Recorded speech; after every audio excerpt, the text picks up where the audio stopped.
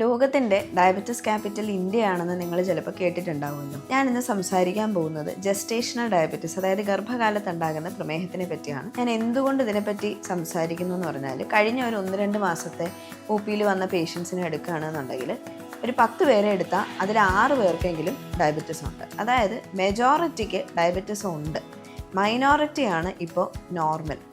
അത് കുറച്ച് ഉത്കണ്ഠ ഉണ്ടാക്കേണ്ട ഒരു സിറ്റുവേഷൻ തന്നെയാണ്.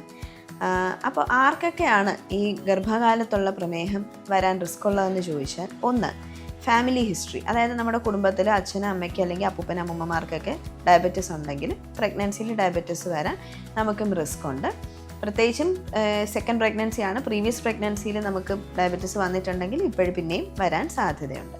പിന്നെ പോളിസിസ്റ്റിക് ഓവറി പോലത്തെ ഹോർമോണൽ അസുഖങ്ങളുള്ളവർക്ക്, അമിതവണ്ണം ഉള്ളവർക്കും, പ്രായാധിക്യം കാരണം അല്ലെങ്കിൽ 40 വയസ്സിനോടടുത്ത് പ്രഗ്നൻ്റ് ആകുന്നവർക്കുമൊക്കെ പ്രമേഹം വരാനുള്ള റിസ്ക് പ്രഗ്നൻസിയിലുണ്ട്. അപ്പോൾ പ്രമേഹം അത്ര ഒരു സില്ലി ആയിട്ടുള്ള അല്ലെങ്കിൽ സീരിയസ് അല്ലാത്തൊരു കാര്യമായിട്ട് എടുക്കുന്ന ചിലരുണ്ട്. കാരണം എന്താണെന്ന് വെച്ചാൽ, ഇതിന് രോഗലക്ഷണങ്ങൾ അങ്ങനെ ഉണ്ടാകാറില്ല.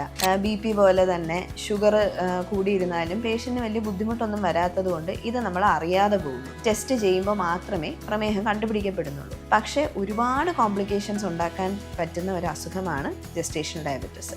സാധാരണ ജസ്റ്റേഷണൽ ഡയബറ്റിസ് പ്രഗ്നൻസിയുടെ കൂടെ തുടങ്ങി അല്ലെങ്കിൽ പ്രഗ്നൻസിയുടെ ഒരു പകുതിക്ക് ശേഷം തുടങ്ങി പ്രഗ്നൻസി ഡെലിവറി ആകുമ്പോഴത്തേക്കും അസുഖം മാറുകയും ചെയ്യുകയാണ് കാണാറ്. വളരെ വിരളം പേർക്ക് മാത്രം അത് കണ്ടിന്യൂ ചെയ്ത് പോയി ഡയബറ്റിസ് തന്നെ ആകാറുമുണ്ട്.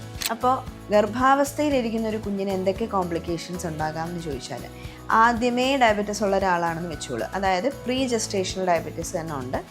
6 ആഴ്ച 7 ആഴ്ച പ്രായമുള്ള ഗർഭമുള്ള സമയത്ത് തന്നെ ഷുഗേഴ്സ് ഹൈ ആയിരിക്കുന്ന ഒരു സ്ത്രീയാണെന്നുണ്ടെങ്കിൽ, അങ്ങനത്തെ കണ്ടീഷനിൽ ആ കുഞ്ഞിന് വൈകല്യങ്ങൾ വരാനുള്ള റിസ്ക് വളരെ ഹൈ ആണ്.